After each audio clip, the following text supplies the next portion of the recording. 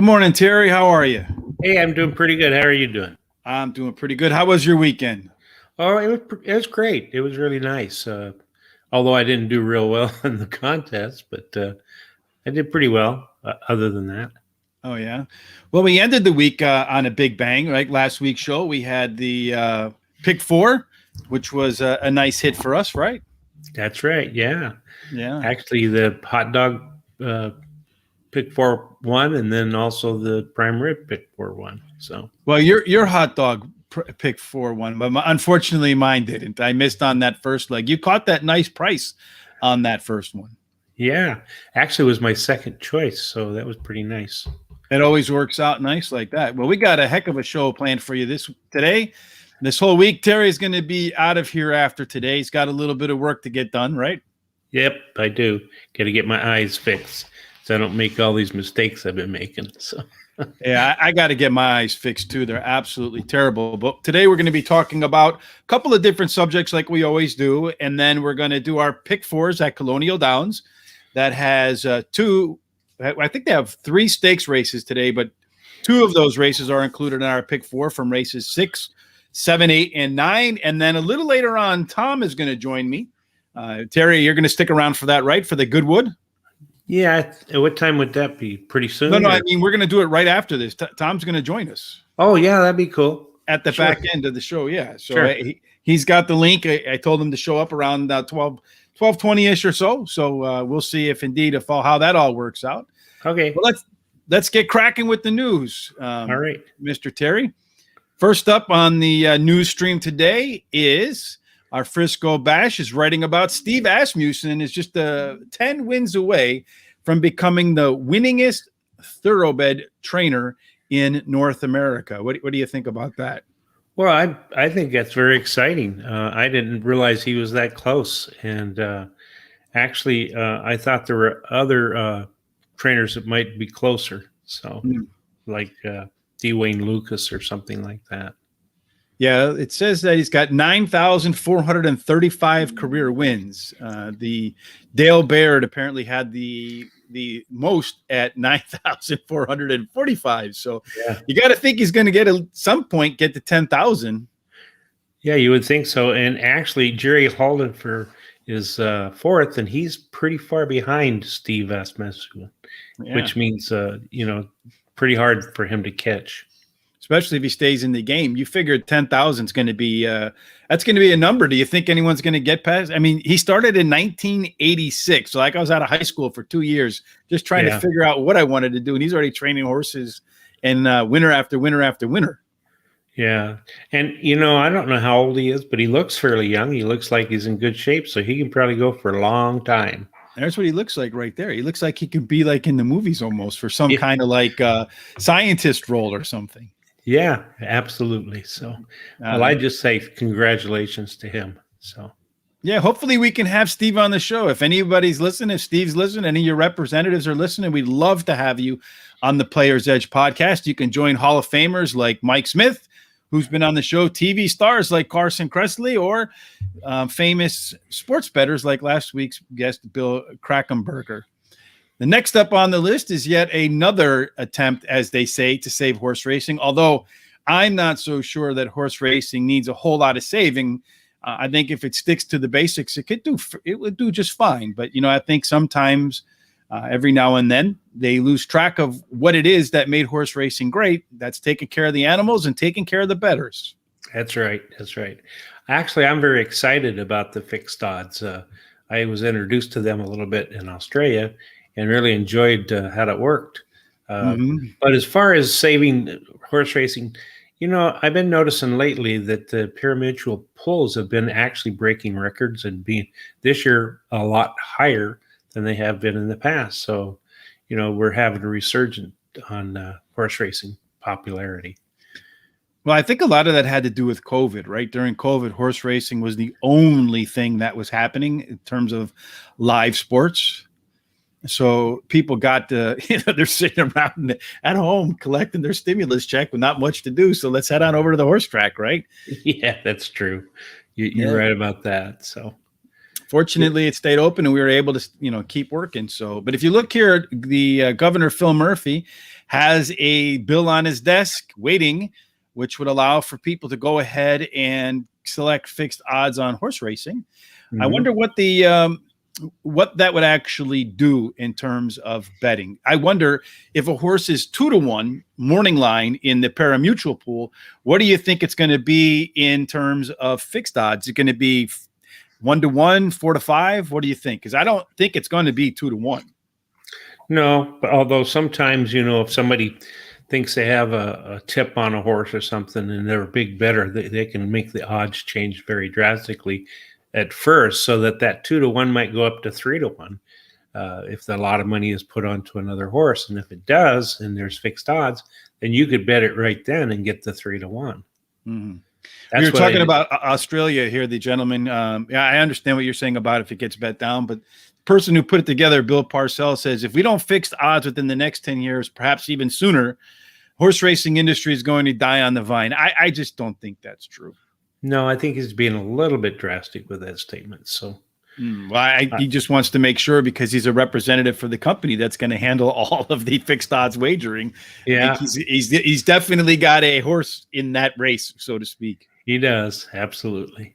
So. For sure. So I think it'd be kind of interesting. I want to see what happens. To me, I think the pari-mutuel wagering minus the take that the track takes and so forth, which I think some tracks ought to really consider reducing that take so that maybe it attracts more bettors. I think that would attract more bettors than anything you can do with fixed odds.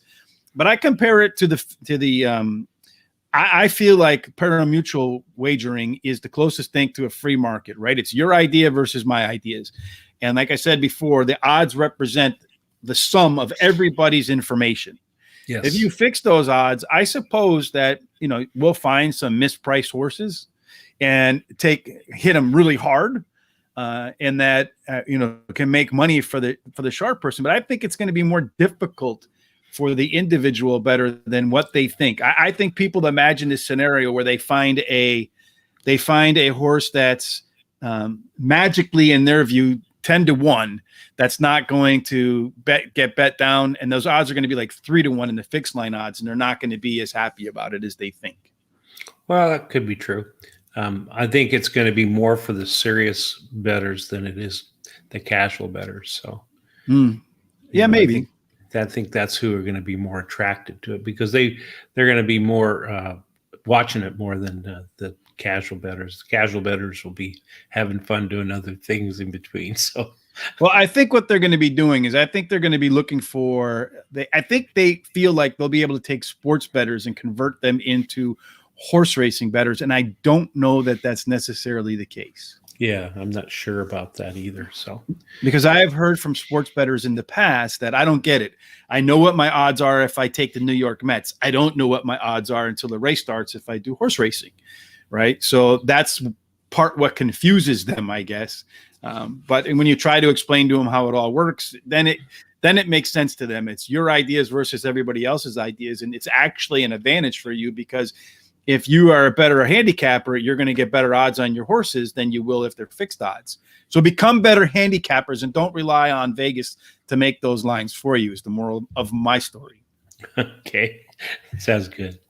So, well, that's why you want to come to Terry and I, right? Specifically for Terry's pick of the day.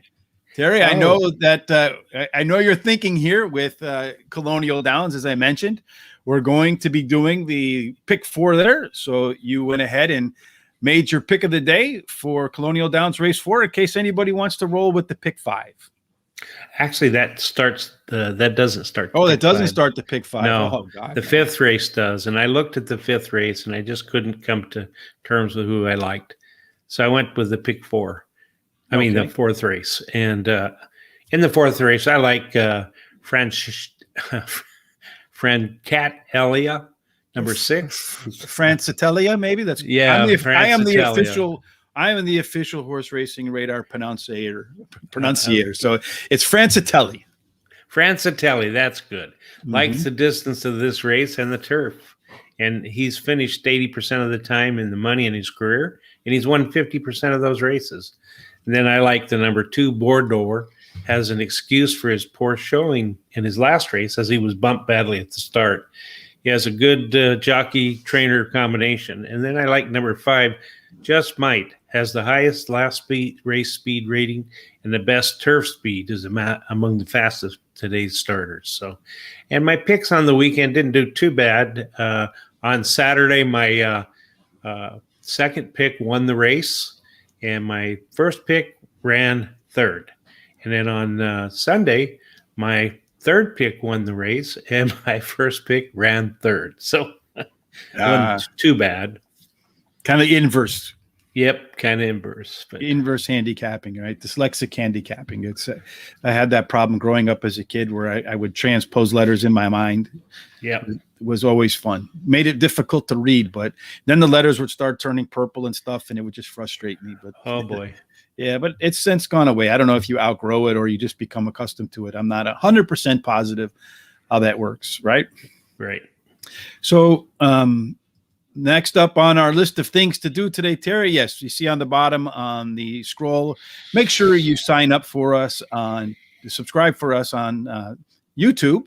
Hit the subscribe button, hit the bell so that when we get cracking, you're notified, and follow us on Facebook or Twitter at Racing Radar, and you'll find a lot of great stories up on there. I know that we just received a lot of interest. There was a lot of engagement in the story that Sean did on jockey Alex Cruz. Great read. You might want to go over to the website or Facebook, take a look at that.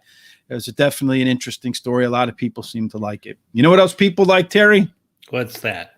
The hot dog pick 4? A hot dog, especially a hot dog pick 4 like Thursday that paid over $1,000. Yeah, that was nice.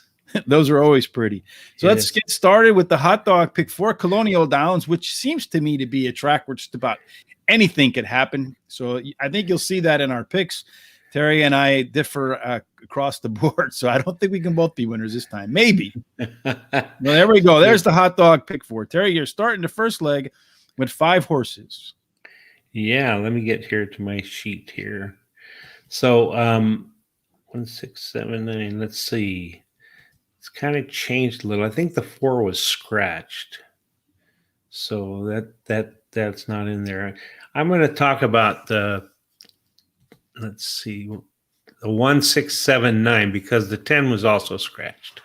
So I threw the 1 in, and the 1 actually has the highest race speed rating in the race, and he drops in class today. Number 6, he's got the Dam has produced 1 turf winner, and he's won his debut race, and he has a sharp 5 furlong workout. And then number 7, Zalfarora. Well, that one I'm not going to be the official pronunciation. No, just let it rip, Terry. We'll just call him Mr. Z. How about that? Mr. Z. Yeah, well, he won his first race, and his breeding suggests that he's going to like the grass. And then number 9, Extra Sexy Big Daddy D. Big Daddy D. That's me, right? Extra Sexy Big Daddy. It should be Extra Sexy Big Daddy B. Yeah, that's you. He drops in class today and has 2 bullet works in a row. And then I'm going to single in the next leg, the number 7, Beantown Baby. He's won the last 3 races, so he's going for a 4th in a row. And his early speed running style will help his chances. And then in the next race, I'm going to use the 5, 6, and 7. 5, Magasadidi. Won 2 races in a row, going for a hat trip. And then the 6, Mr. Dumas. He's finished 71% of the time in the money in his career, and he won 36% of those races. And then number 7, Pixelate. He's, Bravo returns to try and repeat the last race. He has the highest last race speed rating, and he has a hot trainer in the last 14 days who's out of 5 mounts have won 2. Ran second once and third once. He also has a sharp workout on the 18th. And in the last race, I'm going to use the 4, 6, and 11. The 4, Prince Amadeus. He figures to improve while returning to the turf. and he drops in class today. He has a hot jockey who in the last 7 days have won 3 out of 11. And then number 6, Eye Black, he drops in class today. He has a few good works. And then number 11 is Dam, had 4 winners from 5 starters, although none of them were turf winners. He ran second versus similar on the dirt in his last race. All right, Terry. So let's go ahead and look at my hot dog pick 4. We're going to start with the 1 horse. Well, actually, my favorite in this horse is the 9, Extra Sexy Big Daddy. Training super well for this spot, dropping in class. My second choice is Quid. It's another horse that's training really well. Had the top last race speed figure and should be better in the second start off the bench. That's what her resume says. My final pick in this spot is number 3, JVB. It's a real high percentage in the money. It doesn't really win a lot. In the last race was much better than it looked on paper if you dig a little bit deeper. So I'm going to go with the 1, the 3, and the 9. In race number 7, I think you can single the 7 horse Beantown Baby. This is a distance where pace is very important. I think there's been 14 races at the distance. 7 of them were one wire to wire. Looking at the pace scenario, the 7 should be able to get out to the lead all by itself. And then the question is, can it get chased down? The only horse I think that has a chance to do that maybe is the 8 horse, but it's making its turf debut. Really hasn't run all that well on an off track, which kind of scares me a little bit. So because that off track scares me a little bit, the inability the first time off, I don't know, but did run a last race speed figure over par, which is the only horse in the field to do that last out. Race number 8. This is another interesting race to me because the scratches, I think, kind of change things a little bit.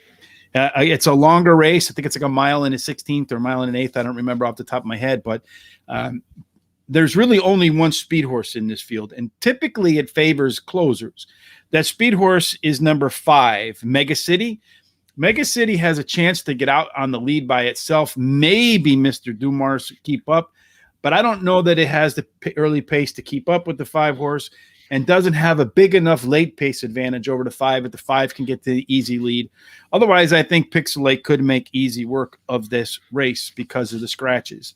And finally, in race number 9, I think I made a slight mistake here. No, it's right. I'm sorry. So I have the 5 horse, which is Borogobai the Sea, whatever that means. It's a it's a horse doesn't look like it's done very well. Never in the money in its career starts, but the last race, it was the training has been pretty good coming into this spot. Gets a new trainer, so we've been told many times that horses, when they end up getting a new trainer, they're targeting a specific race. Number 6 is Eye Black. If I look at number 6, Eye Black is a horse that's making its 3rd start in the career, shipping in from Ellis Park. And what I do like is that the last time out, the horse made a huge improvement relative to its first race. And that could be because of the big drop in class, but still the speed number jumped enormously. And the workouts since have been okay. So I think that you're going to see a big effort from number 6, Eye Black. And then number 14 is the favorite. This race is kind of a crazy wide open race. So I think the 14 horse, it has the best early pace figures and has the best late pace figures. So it's interesting to see what might happen with the if he can get to the front, he could stay at the front because he has the late legs to remain there. We'll find out how it plays out. But I think the 14 might actually be pretty close to a single. What about you, Terry? Well, I would, except for he's been scratched. So, the 14 got scratched? Yep, can't be a single. Really? Because when I looked at it, did he just get scratched? Yeah, he was just scratched. I think I was looking on line here, and just before the race, they said he was scratched. Let me look. Let me guarantee. Yeah, sure. No, he is scratched now. So yeah, he's scratched. So yeah, it was not scratched when I looked at it before the show. So he just scratched. So we'll go ahead and update our picks to reflect scratches and put them on the website. So make sure you head on over to Horse Racing Radar because we will put some other horses in there to make up for the scratched horses. And then for Terry to correct the hot dog at the first leg of the pick 4. Right. Let's go ahead to the second leg of the pick 4. And this is, again, the hot dog. Yeah, I'm sorry. In the last race, I meant to have the 8 instead of the 5, but I'll correct that too in the hot dog. Just make sure you head over to the website. It's when we're putting these things together, I started like an hour and a half, about 2 hours before the show started, and we're just closing in really hard on the time to go. And I just missed the 1-5 horse. So it is the 8 horse for me instead of the 5 in race number 9. So in the hot dog, my hot dog is really 6, 8. And I'll put something else in there for the and it'll be on Horse Racing Radar momentarily. Let's go to the prime rib pick 4 with a bunch of different scratches. So we're going to have to correct them anyway. But let's talk a little bit about some of the horses we're adding. Okay. Well, in the first race, I'm not going to add anything. I'm going to use the 1, 6, 7, and 9. In the 7th race, I'm going to add the 6, 9, and 12 to the 7. So, the 6, Violenza, finished 3rd in his last race. He has the highest speed rating at today's distance, and he has the best turf speed among today's starters. And then 9, Hydra. He's 17% trainer when he goes with non-graded stakes. He wins 17% of the races. He has a sharp workout on July 20th of a 48 breezing, and he was first out of 11 workouts that day. And then number 12, let's see, number 12 here. Not number 12. I'm sorry. Yeah, number 12. I'll get it right in a minute. His trainer brings a winner after last race. Brings this winner after last race, and his horse wins 22% of the time if he won the race before. He has finished in the money in the last 6 races, winning 3 of those. And then in the in the 8th race, no changes. Just going to still use the 5, 6, 7. And in the 9th race, I'm going to add the 8, Bassett. He drops in class today, and he's 24% trainer, wins at 24% of the time when he has a shipper. All right. For me, my race number 6 stays the same. I got the 1, the 3, the 9. I am adding the 9 in race 7. Hydra has better experience than the 8 horse. Ain't no Elmers on the turf. If the 8 doesn't like the turf, I think the 9 will take its place. And in the hot dog, I had let me just jump back here again. I'm a hot dog in race number 8. I had the 4. What happened to race number 8? I had the race number 8, the 5, and the 7. So I am adding in the 2 and the 6. The 2 horse Eons is going to be one of the strongest closers in the field. That should be a much better horse in round 2 off the bench. And then I'm also going to add number 6, Mr. Dumas, because if the 5 horse doesn't maintain the lead, the 6 horse should be second out of the gate. And they're going to be the 2 up front that, again, I expect the early horses can get off to a good lead and hang on without really much, not really to press the pace. And then finally in race number 9, I know the 14 is scratched, so we're going to be reworking race number 9 for everybody else. So it is important that you head on over to Horse Racing Radar to take a look at that. But I have the 8 and the 6, that 5 is supposed to be an 8. And now I'm going to have the 11. I'm going to add the 11. All these scratches are driving me nuts, Terry, looking at the board. Yeah, and they came in real late too. I looked at everything right before we got started. But anyway, number 8 is number 11 is Transfer the Funds. Last time out showed some nice improvement in its fractions. Should have a good closing kick. Won't be too far off the early pace. And just to kind of talk about why we put the 8 horse in Bassett, that's a long shot there too, but it's making its second start off for break. Last time out was the first time across the turf course, got off to a pretty slow start and then rallied really hard in the late stretch. So I think going from 5.5 furlongs to more than a mile should be to that horse's benefit. And it does have one of the strongest closing kicks in the entire field. So Terry and I are going to correct all of those. We're going to get all the scratches rectified. We're going to get our picks rectified, and we'll go ahead and make sure we have the absolute correct tickets on horseracingradar.com. And then Tom asked us how many picks do we have in a hot dog. We're supposed to keep it under $20. So that's the idea between a hot dog. So you can get a macaroni and cheese, a bag of hot dogs, some chips, and a little bit of ketchup, some condiments, and stay under your budget of $20. Now, Tom was supposed to join us today, but unfortunately, he got stuck.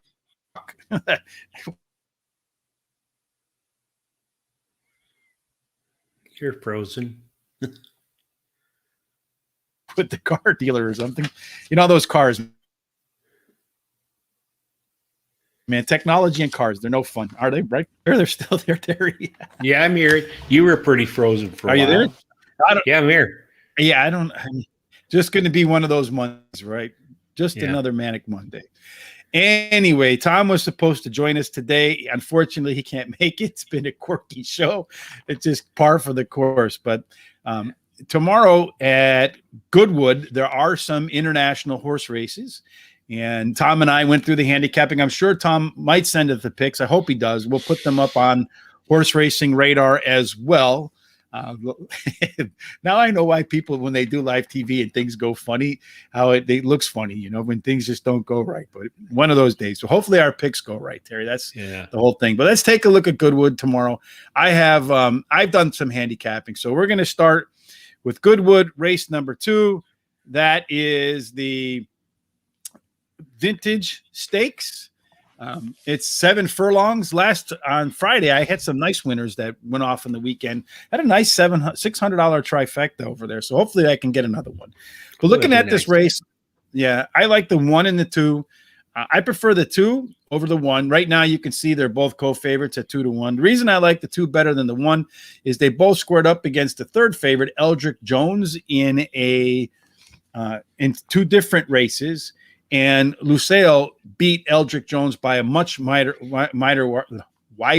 margin than Berkshire Shadow did. And then I'm going to go with something a little bit different down here. I'm going to go Angel Blue, the 3 horse running out of the 6 post. It's 9-1.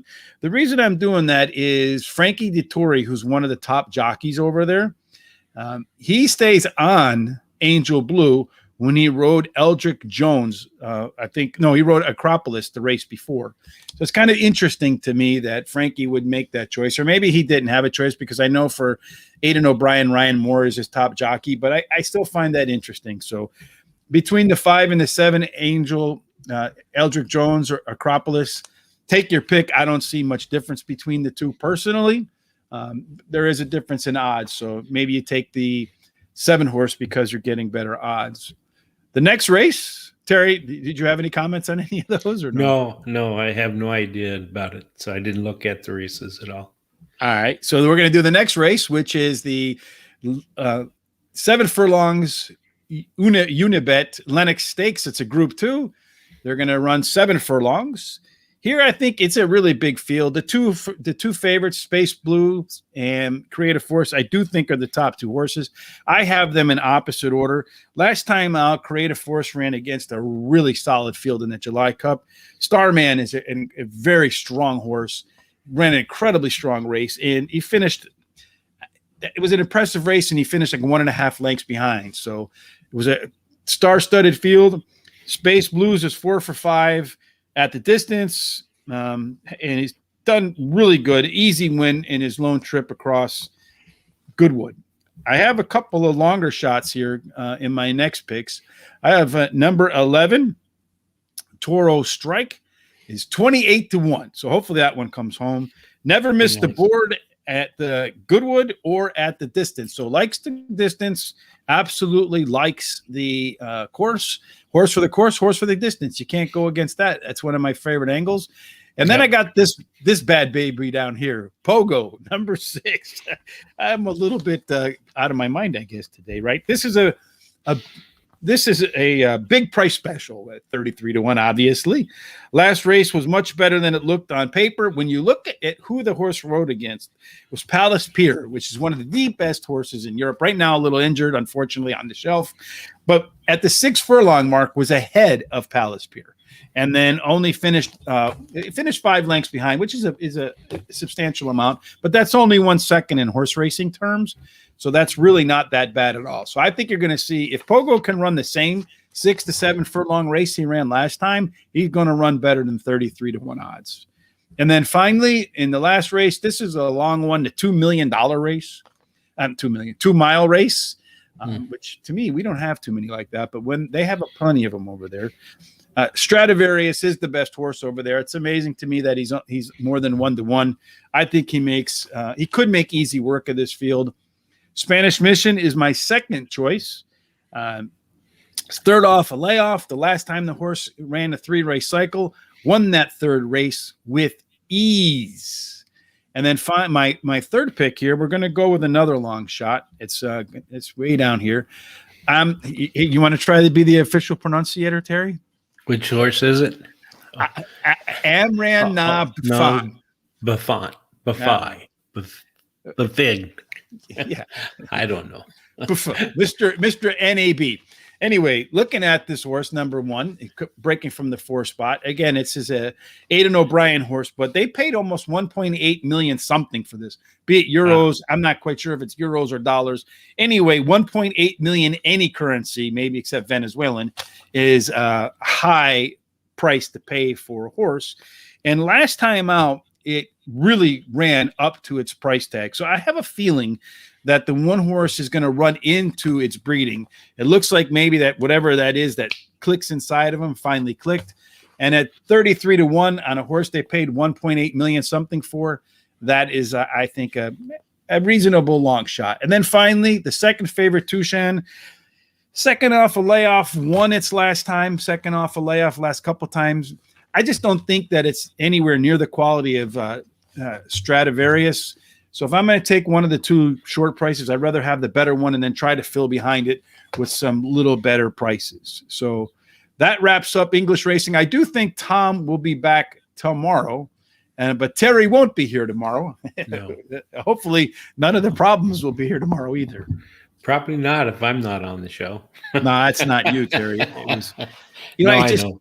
Trying to get these, it's funny about how quickly time goes by, because you're getting everything prepped. You got to get the graphics ready. You got to get the stories picked. You got to read the stories. You got to do the handicapping, right? You got to corral the cats, so to speak. Right. And then, of course, when the lights come on, whatever's not done, you kind of have to do in the background while you're working. So it's if you haven't done it, it's an interesting exercise and a challenge. Terry, as you mentioned, you will not be here tomorrow, Wednesday or Thursday, right? Right. I'm going to be having cataract surgery. But you'll probably be back Thursday night, we hope. Yes. And then the effects will wear off for the podcast, for the Players Edge podcast. Not quite sure who we're going to have as a guest yet, but I'm pretty sure we'll be covering the Jim Dandy Stakes at Saratoga. We will have another special guest tomorrow. It'll be a surprise guest. We'll wait for tomorrow for you to see who it is. And of course, we'll do the same thing. We'll cover the news of the day. Terry, you're going to still have your pick put in, right? Yeah, I can do that if you like. Oh, you mean my daily pick? Yeah. Yeah, I'm gonna do them ahead of time for the next 3-4 days. Send them out today. So okay, so yeah, we'll have Terry's best bet tomorrow. Don't worry about the pick 4 or anything like that, Terry. The guest and I will take care of that tomorrow, and then hopefully Tom, whatever issues he's having with his automobile, will correct it, and he'll be home in time to talk about the next day at Goodwood, because it is a very big weekend, a big week of racing over in the UK at the Goodwood. Yeah. Anything else you want to add, Terry? Well, no. Although last Thursday on our podcast, we did pretty good as a team. I know I had the pick 3 that I had suggested, paid for $1, paid like $180 or something like that. So that was pretty good. $1 to $180. If you don't take that, there's something wrong with you. Yep. Right? So, yep, that's true. And that's about all, except for I'll see you guys next week, or Thursday probably. I'll see you Thursday night. Tom says a huge week at Goodwood and a great meet. I agree, Tom. That's why I put the picks out there. Hopefully, Tom will be back with us again tomorrow. Make sure you sign up for Horse Racing Radar on Twitter, on Facebook. Give us a like, retweet, all those things that help us grow. Tell your friends about us. Of course, subscribe here at YouTube. Terry, good luck at the doctor. Hope everything goes well for you tomorrow, obviously, right? And then we look forward to you being back next Monday. We'll look forward to seeing you Thursday night with the Players Edge podcast. Until then, everybody, good luck at the races.